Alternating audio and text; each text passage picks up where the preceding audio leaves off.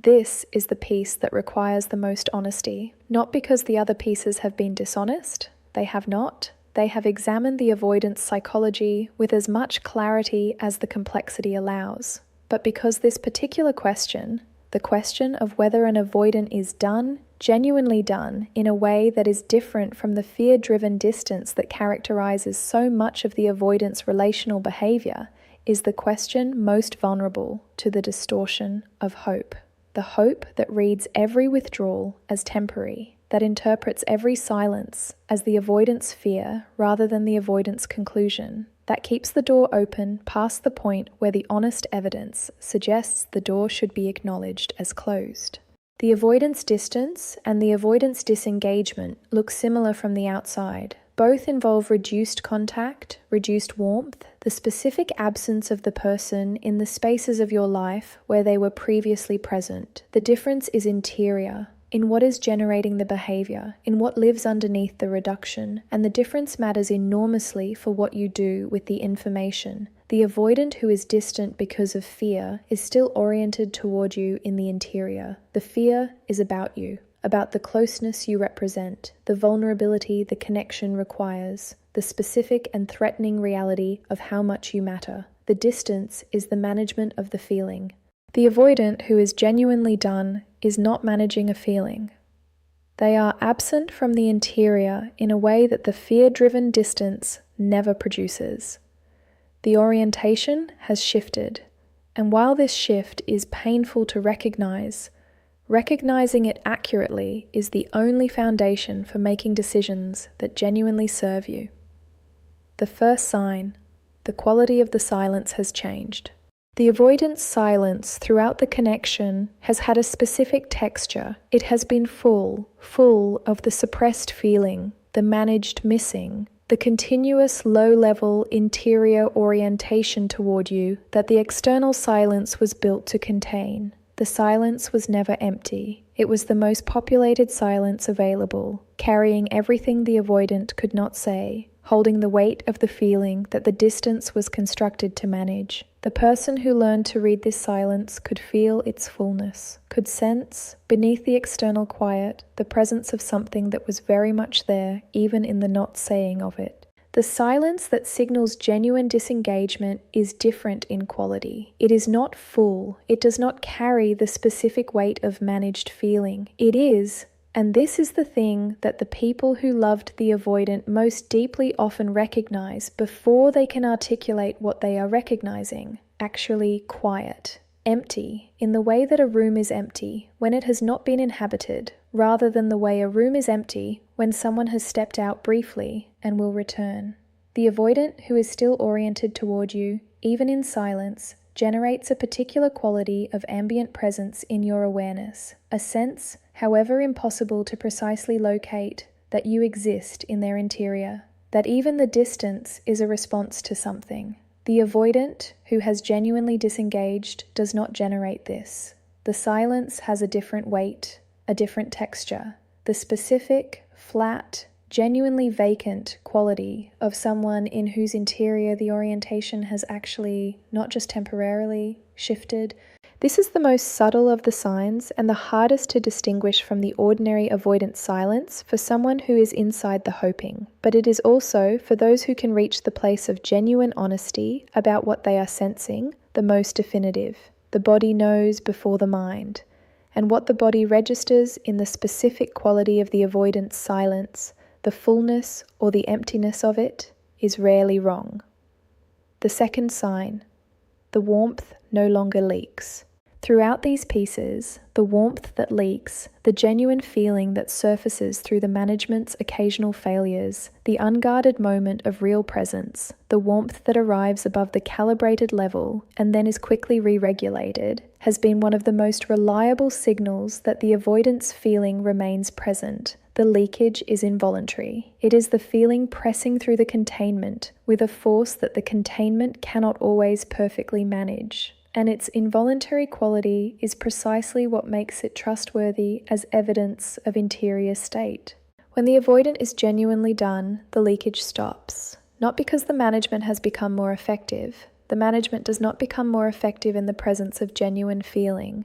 It stops because the feeling that was generating the pressure against the containment is no longer generating that pressure. There is nothing to leak. The warmth that used to surface in the unguarded moments, the specific, telltale, above calibration warmth of someone whose feeling was exceeding their management, simply does not surface.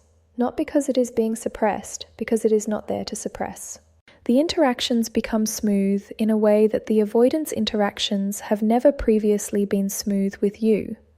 The management is not working against anything. There are no unguarded moments because there is nothing that, unguarded, would leak. The warmth that is present, and there may be warmth, the avoidant is not a cold person, and the ordinary warmth of someone who is not hostile is still available, is entirely within the managed level. It does not exceed it. It does not arrive as the specific, recognizable quality of something that could not quite be contained. This smoothness is, in its way, the most honest signal available, because the avoidance relationship with the people who genuinely matter to them has never been smooth. It has always been characterized by the specific, effortful, imperfectly managed quality of someone who is working continuously against the force of genuine feeling. The absence of that effort, the smoothness that genuine disengagement produces, is not peace. It is the particular quiet of an interior that is no longer engaged. The third sign, they have stopped making space, even unconsciously. The avoidant who is still oriented toward you, however ambivalently, makes space. Not always deliberately, not through the announced reservation of time or the explicit prioritization of your presence, but unconsciously in the small structural ways that interior orientation always expresses itself behaviorally. The schedule that has room in the direction of you, the decisions that account without acknowledgement for the possibility of your presence, the unconscious arrangements of a life that has not fully processed you as someone who will not be in it. This unconscious space-making is one of the quietest and most consistent expressions of genuine interior orientation. It does not require the avoidant to acknowledge what they are doing. It simply happens, as all behaviorally expressed interior states happen, below the level of deliberate choice, in the automatic, unmonitored decisions that reveal the actual landscape of the interior more accurately than any deliberate communication. When the avoidant is genuinely done, the unconscious space-making stops. The schedule restructures itself without the ambient allowance for your presence. The decisions that previously, without apparent deliberation, created openings in your direction no longer create those openings.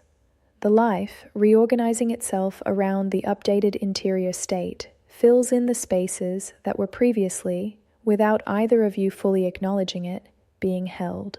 This is most visible in what does not happen. The conversation about something that previously would have generated an instinctive including of you does not include you. The plan that would previously have had an unconscious orientation toward your possible presence does not have it. The life that was, in small and deniable ways, still structured around the possibility of you restructures itself around the reality of not you. And the restructuring, however quiet and however gradual, is the most concrete available evidence that the interior has made a genuine shift. These three signs are not a definitive diagnostic. No list of signs can substitute for the honest, whole-person assessment of a specific relationship in its specific context. People are complex. The avoidance psychology is complex. And the line between the fear-driven distance that looks like disengagement and the genuine disengagement that looks like fear-driven distance is at times genuinely difficult to locate with certainty. But the signs are real, and they point towards something that deserves to be acknowledged honestly rather than explained away by the hoping. Not because acknowledging it is painless. It is not. It is one of the more painful acknowledgements available in the specific situation of loving an avoidant, but because the honest acknowledgement of where things actually are is the only foundation for taking the next step from a place of genuine clarity rather than from the distorted vision of a hope that is protecting itself by refusing to see what is actually in front of it. The avoidant who is done is not the avoidant who is afraid. They are doing different things, and one of the most important, most self-respecting things you can do for the sake of the life that comes after this, for the sake of the decisions that need to be made from honest ground, is to learn to tell the difference, not to find the ending in every silence, not to give up on the real feeling because the fear looks like disengagement, but to hold the honest evidence clearly enough that when the genuine shift is present, you can see it and respond to what is actually there rather than to what the hoping needs to be there.